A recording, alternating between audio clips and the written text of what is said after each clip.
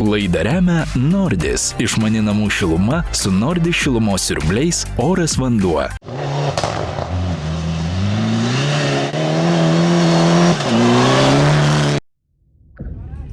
Antras ralis profesionalo karjeroje mūsų realybės šou Aš ralistas herojui Mantui Pupiui prasidėjo nuo naujų iššūkių. Po Žemaitijos ralio debiuto Manto tėtis Vilmantas griežtai atsisakė būti šturmanu. Jis yra ralio pilotas ir skaityti stenogramą sūnui jam sekėsi sunkiai. Daugiau stebėjo, kaip Mantas vairuoja, bet nesikoncentravo į stenogramos skaitimą. Dėl to teko ieškoti Vilmantui pamainos ir jie atsirado visai šalia.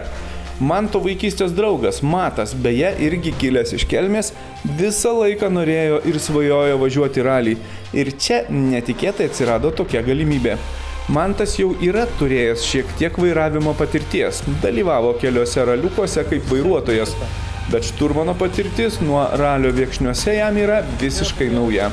Turėjom šeimos draugus Tomą ir Ingą Savickus, kurie garbingai atnešė ralį į mūsų mažą miestelį Kelmę.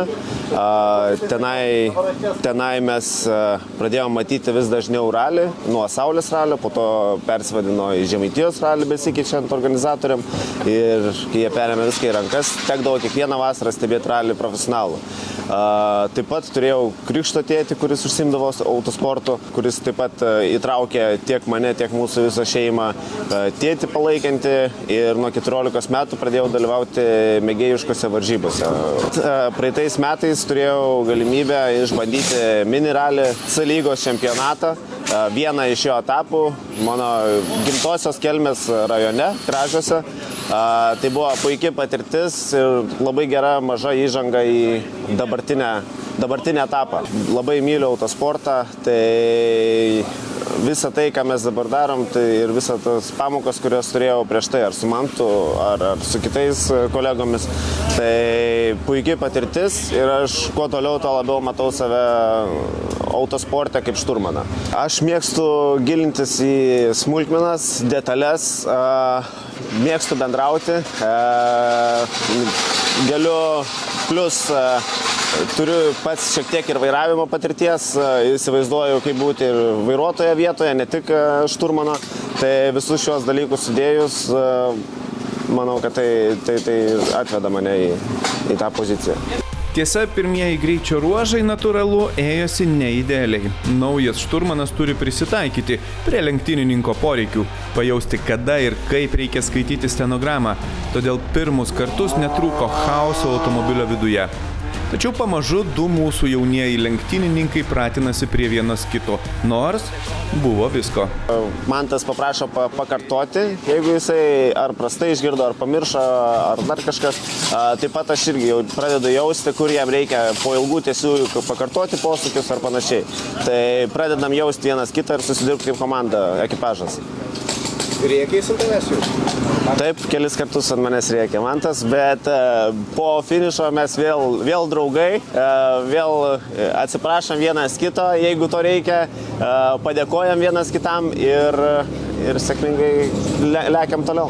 Tenka kartais griežtai pakartoti po ilgos tiesiosios, kad yra pavojingas posūkis. Tai teko porą kartų pakelti balso toną, bet dar nevadinčiau to rėkimu. Kai susirašinėjom per greičio ruožus, kai skaitėmės, jinai buvo visiškai kitokia man, taip galvoju, kaip čia reiks išgirsti, bet kai pradėjom važiuoti greičio ruožę koviniu režimu, to vadinamu, tai visai kitaip girdisi. Jisai taip ramiai, kur reikia 5, 4 užšaukia ant manęs, ten 300 ramiau, tai tą intonaciją pagauna, tai aš manau, kad mes po šio ralio, jeigu dar kokį testą turėsime ir sekantis ralis, manau, susidirbsime ir stengsimės geresnis rezultatus važiuoti negu dabar. Tai tikrai, manau, potencialas yra, tai tikrai suvažiuosim, bus tikrai gerai, manau. Taigi, naujas šturmanas ir turbūt kompaktiškiausias šių metų Lietuvos ralio čempionato etapas. Rally Orlen 2022 vyko aplink Mažeikius. Iš viso 13 greičių ruožų, bet vos 100 km. Prie starto linijos stojo 54 ekipažai ir tai mažiausias dalyvių skaičius iš iki šiol vykusių lietuviško čempionato etapų šiais metais. Tačiau visai nereiškia, kad kova bus lengva. Buvo ir keletas užsieniečių, po kelis ekipažus iš Lenkijos, Latvijos, Estijos ir Ukrainos. Lenktynės formaliai vyko 2 dienas, nors pirmą lenktynių dieną sportininkams teko įveikti vos 3 km ilgio vieną greičio ruožą, kuris beje vos nesibaigė mūsų ekipažui. Ir vėl, pirmas greičio ruožas tapo išgyvenimo iššūkiu. Išvažiavom, startavom, viskas gerai, važiavo kuo puikiausiai, tikrai, tempas buvo, mūsų tempas buvo, viskas gerai. Ir po staigių posūkių pajutau, kad kažkaip keistai, lyg tai sankaba jungiasi ir pavara metasi įdomiai. Taip. Ir galvoju, finišavom, sustojom prie stop kontrolės punkto, padavė kortelę, reikia pradėti važiuoti, aš jungiu pavarą, nei pirma, nei antra, neįsijungė.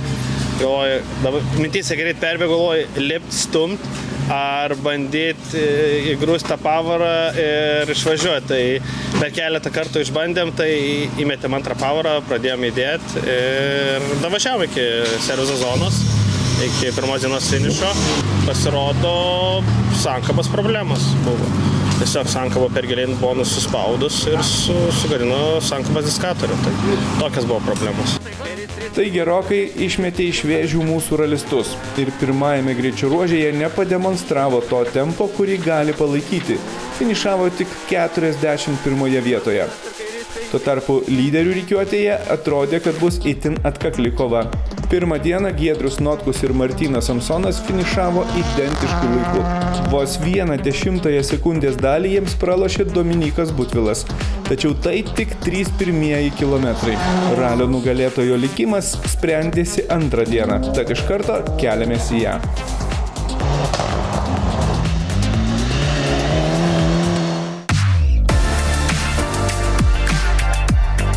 Laidą remia Nordis. Išmani namų šiluma su Nordis šilumos siurbliais Oras vanduo.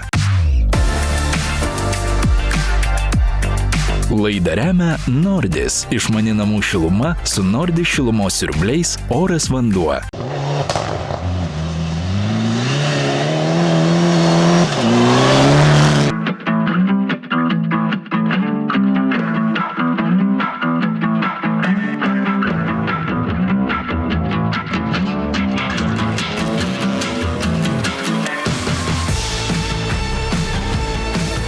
Antroji Orlen Rally diena – tai net 12 greičio ruožų. Nors ralis atrodė, kad yra gan kompaktiškas ir pats trumpiausias iš šių metų čempionato, visgi antroji diena prasidėjo tiesiog tragiškai kai kuriems lyderiams.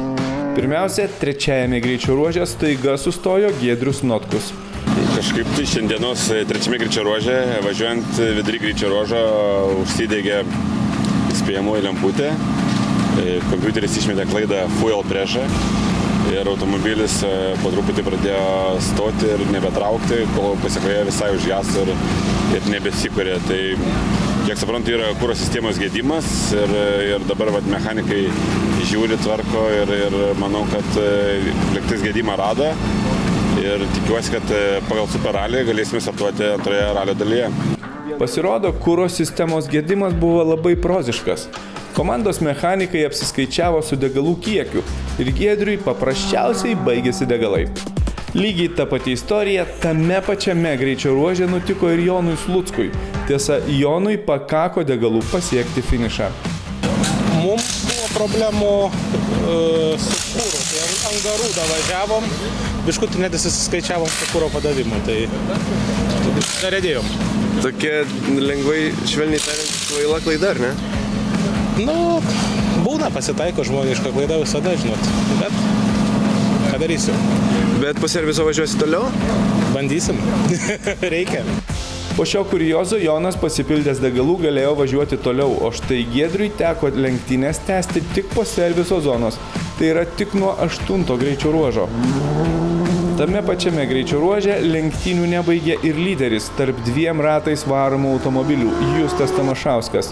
Tiesa, jo bėda buvo kur kas sudėtingesnė ir lenktynių tęsti jis nebegalėjo.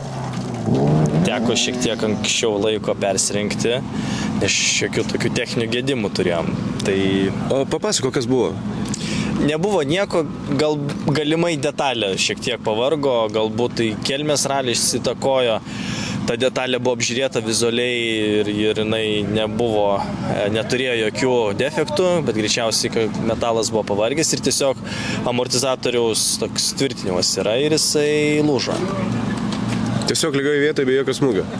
Taip, išties buvo būtent, neturėjom jokio kriminalo, viskas diena prasidėjo puikiai, geras tempas, puikus sukibimas ant kelio viskas ir tiesiog vienam iš posūkių, prieš vieną iš posūkių pradėjau stabdyti ir vairas labai apsunko, tai greičiausiai tiesiog buvo tas kertinis momentas, kada didesnė apkrova buvo ant važiuoklės ir ta detalė net laikė.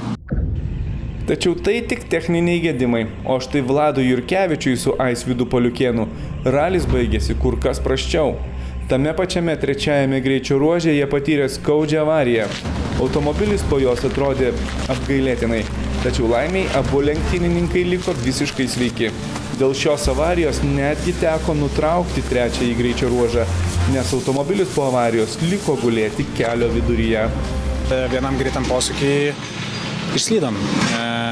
Ant asfalto per miestelį buvo sekcija, labai greitam posūkyje. Panašu, kad ant žvyro tiesiog slystelėjom ir į griovį ir tada jau pasivartėm ten keliasdešimt metrų. Tai tiesiog, kad nutrūko automobilis ir keleiviai.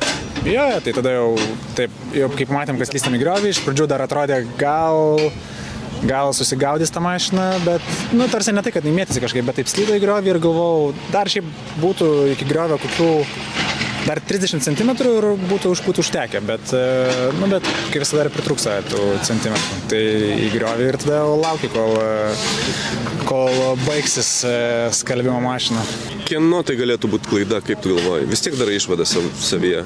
Jo, tai klaida, aišku, mano pačio, čia daugiau niekano negali būti. Gali būti, galiu papasakot.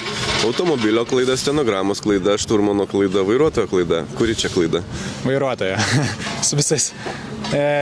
Stenogramos klaida vis tiek skaitosi vairuotojo klaida. Tai čia net nesakyčiau stenogramos klaida. Gal milimetro tikslumo pritrūko su vairu, tada šiaip čia čia kažkada šnekėjom su Justu Simaška ir jo idėja buvo, kad krešintum ralyje niekada neužtenka vienos klaidos, tai va čia panašu, kad irgi tiesiog kelis smulkus dalykai susidėjo, tai šiek tiek gal netiksliai su vairu pasukau, plus šiek tiek žvyriuko ant asfalto, ir va turim pasekmes.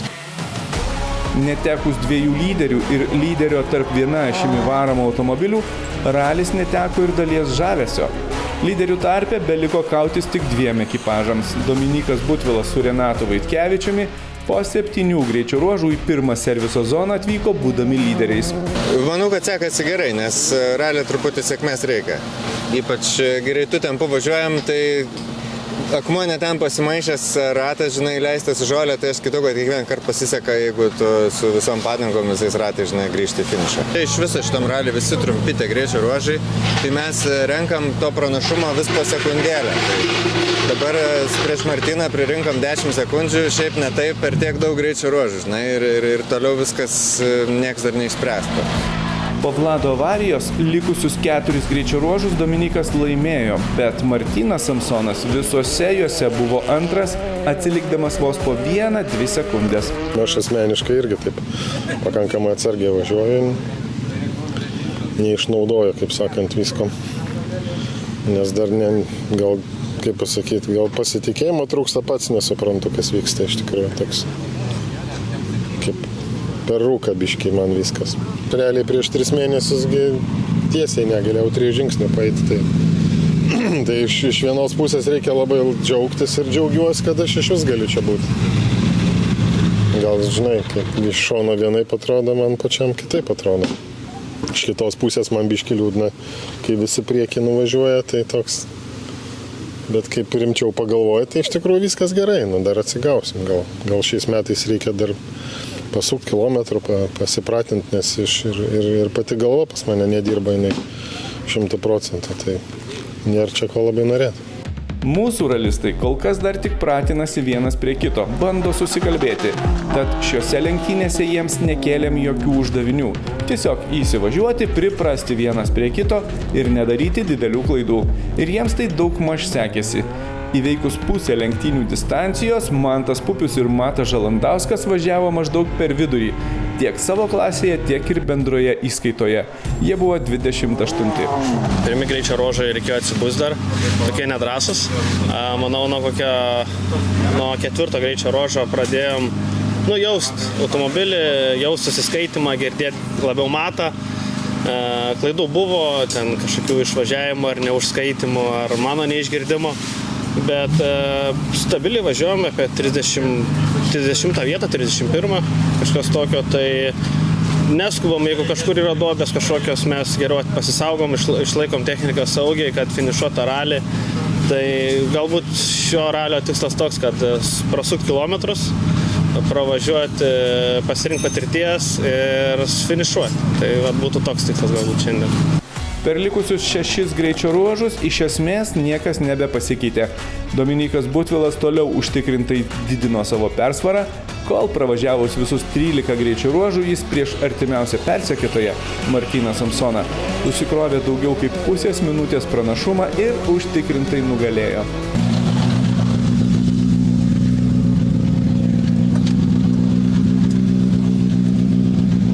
Sveikinam su pergalė. Ačiū labai. Nuobodi? Ne, ralį niekad nuobodu nebūna. O kaip visas ralis, kaip tai greičio ruožai? Greiti labai greiti, labai tiesus, bet nuo to nėra paprasta. Tai, sakykime, mums tai ralis sėkmingas, oras per daug irgi kortų neprimaišė. Šiandien ir vėjas pakilo, ir vakar palijo, tai dulkių nebuvo, tai mums tai ralis sklandžiai praėjo. Bet toks, kai Vladas pasitraukė, taip neatrodė, kad bus daug įtampos, ne? Negalėjai suprasti, žinai, iš 10 sekundžių buvo Samsonas, bet atsilaikėm normaliai, padidinom persvarą, laimėjom daugumą greičio ruožų šiandien, tai šiaip labai patenkintas, sezonas puikiai einasi, tai šiandien tos pergalės labai reikėjo. Na, o Martynas Samsonas šiame ralyje liko antras. Nepaisant to, uteniškis visai neatrodė nusivylęs. Dar prieš gerus 3 mėnesius jis dėl ligos sunkiai net vaikščiojo, negalėjo net važiuoti dviračiu. O štai dabar iš karto sugrįžo tarp ralio lyderių, taigi nuotaika neatrodė bloga. Visaip gerai, šiaip viskas gerai. Biškai dabar jau biškai atrodo geriau, bet biškai gazo daviklis atsijunginėja, tai išbalamutina biškai. Išmuša iš vėžio? Išmuša, tai, bet šiaip gerai viskas. Laimingas? Taip. Turint omeny laimingas, ja. Pagal Rally 2 taisyklę sugrįžęs į lenktynes, bet jau nebe įskaitoje važiuojantis Giedrius Notkus su Dalium Strižanu laimėjo 3 paskutinius greičio ruožus. Tarp jų ir taip vadinama Power Stage, kuris suteikė papildomus taškus čempionate. Nepaisant to, Giedrius, žinoma, netokio rezultato tikėjosi. Viduje irgi jaučiuosi gerai, iš tikrųjų. Gal ralio pradžia mums ir nepasisekė ir turėjom problemų techninių, bet antrą ralio dalį tikrai atvažiavom nuo dušės, iš širdies ir, sakėm, bėjom laimėti Power Stage, tai labai esu patenkintas savo rezultatą.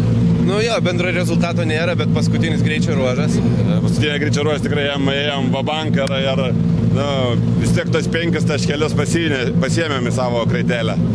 Mūsų komanda Nordis Racing Team atstovaujantis Deividas Gezevičius su Tomu Nanartavičiumi šiose lenktynėse pasirodė puikiai. Jie finišavo greičiausiai tarp visų priekiniais ratais varomų automobilių. Bendroje įskaitoje jie liko 16. Įdomiausia ir svarbiausia, kad nuo Žemaitijos ralio tarp Deivido ir Lenko Timoteuš su Peugeot automobiliu užsimezgė neįtikėtina kova. 2 labai apylygiai važiuojantys sportininkai viso ralio metu kovojo dėl sekundžių, netgi dėl sekundžių dalių. Bet antroje ralio pusėje Deividas visgi įrodė, kad yra greitesnis.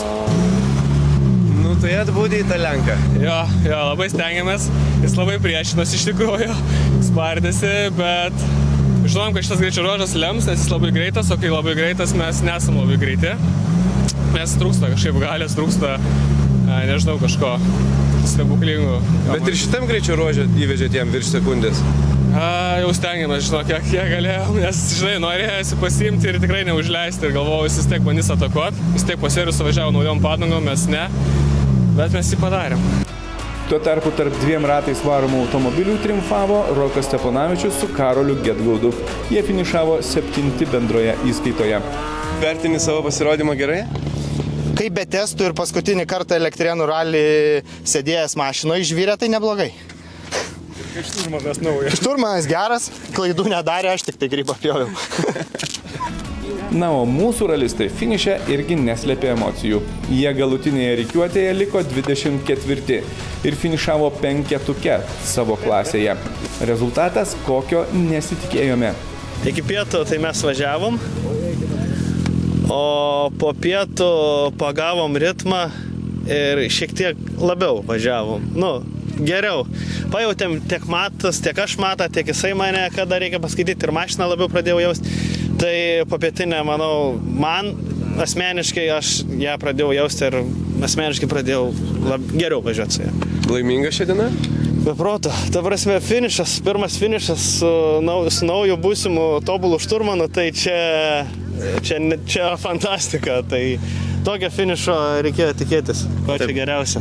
Kaip jau susikalbėjote antrą pusę? Buvo, susikalbėjom, bet klaidelių buvo, tiek iš manęs kažkokio neišgirdimo, tiek iš jo kažko nepaskaitimo, bet mes mokomės. Ir kiekvieną duopą jutom vis geriau ir geriau. Kiekvienas greičio ruožas jutom tobulėjimą ir mokymąsi. Ir panašu, kad po šio ralio Mantui šturmano keisti dar kartą jau nebereikės. Bent jau kurį laiką. Tai ieškam tau dar vieno šturmano? Ne, jokių būdų. Ne, viskas. Mes jau uždarėm 100% šitą klausimą. Jisai nori, aš noriu, mes abudu susikalbam, randam bendrą temą. Tai... Svarbiausiai daug nesipykstam. Ne, pasiginčiai čia normalu. Na, o kitoje laidoje matysite. Ar kitame ralyje išliks tokie pat geri mūsų ralistų santykiai? Atmosfera automobilyje smarkiai kaista. Toliau. Dešinys 1,80 tramplinas, 90, dešinys 5. Kur dešinys 5? Dešinys 5, 140.